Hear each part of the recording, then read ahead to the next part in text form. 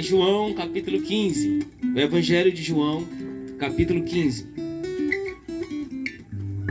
É um texto muito pregado, um texto muito falado, mas na terra os hebreus descendentes de Jacó, eles eram a videira verdadeira. Ele era o povo que seria a videira. Wesley, o que significa a videira? A videira era o povo que Deus escolheu e anexou aqui na terra através de Jacó para que trouxesse salvação para a humanidade. Para que trouxesse salvação para a humanidade. Deus escolheu um povo e foi os hebreus, foi os israelitas, para trazer salvação para a humanidade. Através dos hebreus, dos israelitas, é que eles iam falar das grandiosas coisas que Deus fazia na vida deles, para que os povos de fora, os pagãos, pudessem reconhecer Deus como o único suficiente salvador de suas vidas. Era através do povo hebreu, dos israelitas. Mas como o pastor Jales leu aqui, o povo começou a se enveredar, a adorar outros deuses.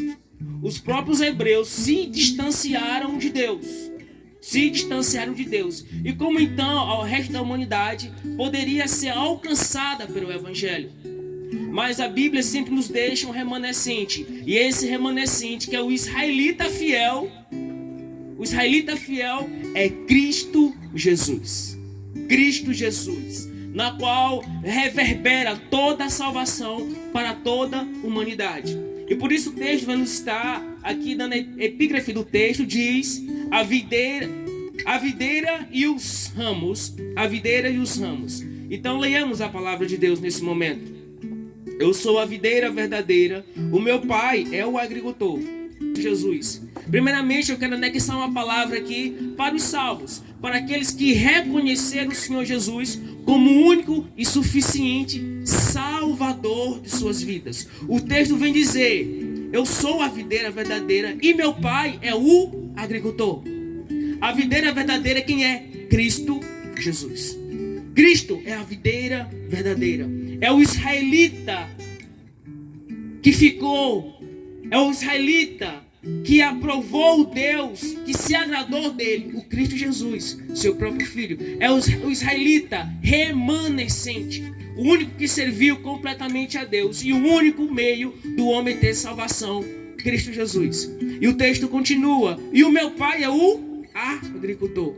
Se o pai é o agricultor, que foi o pai que plantou, a Bíblia vai dizer que o Pai entregou o seu próprio Filho, Jesus Cristo, para trazer salvação à humanidade. O próprio Deus planta o seu Filho na humanidade para o único meio da salvação daquele que crê no seu Filho, Jesus Cristo. Jesus Cristo. Então o Pai, ele é o agricultor. E o Filho é a videira. Mas Wesley, quem nós somos? Quem nós somos?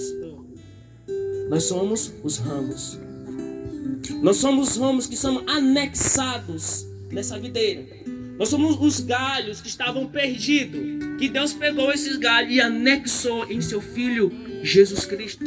Através do momento que nós cremos no Senhor como o único suficiente Salvador das nossas vidas, vende preço de sangue para a salvação das nossas vidas.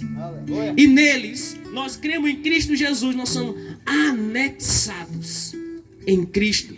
Nós somos anexados em Cristo Jesus. E o texto diz: todo ramo que está em mim e não dá fruto, ele corta. E todo que dá fruto, ele poda. Vamos entender a complexidade disso daqui. Todo ramo que está em Cristo, está em Cristo. A Bíblia diz que o próprio Deus, ele vai podar, para que possa produzir muitos frutos, ainda mais frutos ainda. Wesley, mas o que significa ser podado por Deus? Nós entendemos que somos seres pecaminosos, seres que nos distanciamos de Deus, porque se não fosse Deus, nós não teríamos salvação, porque o homem por si mesmo não pode caminhar até Deus, se não for o próprio Cristo, como diz a Bíblia, que o Espírito Santo vem convencer nossos corações dos nossos pecados, do juízo e da justiça de Deus. Assim gera fé no nosso coração e nós nos voltamos para Deus. Nós nos voltamos para Deus quando é gerado temor em nosso coração.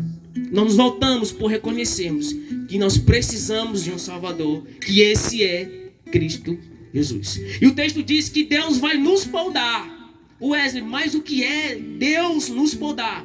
Tirar tudo que não presta, irmão. Para ser mais simples, tirar tudo que não presta. Todo o rancor do nosso coração, toda a nossa idolatria, toda a inveja, todo o espírito de mentira que possa haver em nossos corações, todo o ego inflado, todo o ego que não quer ser contrariado, Deus tira todas essas coisas. Esse é o moldar de Deus para com os seus servos, para com o seu povo, para que Deus, moldando o seu povo, ele possa produzir mais frutos, para que possa produzir mais frutos. E o texto é bem claro: quem nos molda é o próprio Deus. É o próprio Deus que corta os galhos, se está em nós que não dá frutos. É o próprio Deus que nos limpa. É o próprio Deus que nos sonda a nossa alma, porque Ele nos conhece. Ele nos conhece completamente. É Ele que nos muda. Mas para sermos mudados por Deus, devemos estar anexados no Senhor Jesus. Wesley, mas como é que eu posso estar anexado em Cristo? Irmãos, é as doutrinas espirituais, é os padrões espirituais. O que é, Wesley? Isso? Oração, jejum e a palavra de Deus. Procurando conhecer o nosso Criador, procurando conhecer o nosso Salvador, que Ele começa a nos mostrar em que nós estamos errando, em que nós estamos falhando. Aí sim, somos moldados pela palavra de Deus. Somos moldados pelo próprio Deus, tirando tudo que não presta, que está em nós. E a Bíblia diz que o próprio Deus vai cortar. O próprio Deus vai tirar, vai desanexar do seu Filho Jesus. Vai desanexar do seu Filho Jesus. Quem, Wesley? Quem não dá fruto. Isso, irmão, trazido para um teor tanto judaico, como para o judaico-cristão que somos nós. O povo hebreu, muitos dos hebreus escolhidos por Deus para ser a videira verdadeira, eles desobedeceram a Deus.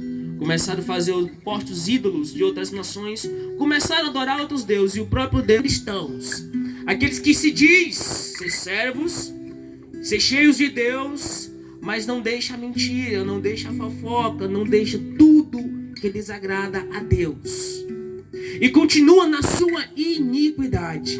Iniquidade é viver pecando sem se arrepender. Pecando, sem se arrepender do seu próprio pecado. Isso gera iniquidade. Isso é iniquidade. E a Bíblia diz que o próprio Deus vai cortar. O próprio Deus vai desanexar do seu filho. O próprio Deus. Por isso, nós como os cristãos que pregando o Evangelho, pregando a palavra de Deus, devemos a cada dia estar em Cristo Jesus, que é a videira verdadeira, para que podamos produzir mais frutos ainda.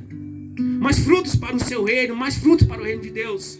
Aqui foi um grande exemplo de uma igreja frutífera, uma congregação frutífera, que se dispôs dos seus bens para abençoar a nossa convenção, nossa associação, aliás, para abençoar outros missionários, para pregar o Evangelho em várias cidades aqui no Piauí, que o povo não quer ir, porque é muito idólatra e seco, irmão. É região seca aqui que não tem água não, água só da chuva. Ou então se cavar um poço. E a água ainda é salgada ainda. Entrando em nós. Se não me engano, a igreja de Antioquia, mesmo com pouca condição, tirou uma oferta para a igreja de Israel, que era para ser a mais rica, mesmo em sua pobreza, ajudou. Isso reflete o amor da igreja para com a obra. Amor da igreja para com a obra. E em si, quando nós amamos a Deus e sua obra, Deus nos abençoa. Deus nos faz crescer. E eu creio que a igreja aqui, a congregação batista, vai prosperar. Aleluia. Tanto espiritualmente no reino de Deus, como financeiramente, para abençoar outras pessoas, abençoar outras famílias, abençoar outros missionários que necessitam da nossa ajuda. E dessa forma a igreja frutifica mais ainda. A igreja frutifica mais ainda. E Deus é glorificado pelo nome da congregação. Como o pastor falou, a congregação da Extrema ofertou tanto. Vai ter um papelzinho dizendo lá, cheguei, é de dar orgulho, que vai abençoar muitos missionários que precisam ser abençoados. Isso é o fruto do Espírito Santo em nossos corações. E louvamos a Deus. Mas aquele que nega a Deus, se diz: eu tenho Deus em meu coração, mas não obedece o Senhor Jesus, não quer ser moldado por Ele, vai ser lançado fora. Isso nós vamos ver no texto adiante. E a Bíblia diz: vocês já estão limpos pela palavra que lhe tenho falado. Permaneçam em mim, e eu permanecerei em vocês. Nenhum ramo pode dar fruto por si mesmo, se não permanecer na videira. Irmãos, aqui está falando que nós necessitamos de Cristo, porque sem Cristo nós não temos vida. Sem Cristo nós não temos vida. Nós não podemos fazer nada pelos nossos próprios esforços. Eu vou me esforçar para fazer isso. Para Deus não vai ter nada, nenhum valor, porque a Bíblia diz que obras não salvam. Quem salva é o nosso coração quebrantado diante de Deus, pedindo por misericórdia e para ser renovado por Ele. Todos os caminhos que nós devemos andar devem ser em Cristo Jesus. Deve ser em Cristo Jesus. Em Cristo Jesus. Em Cristo Jesus.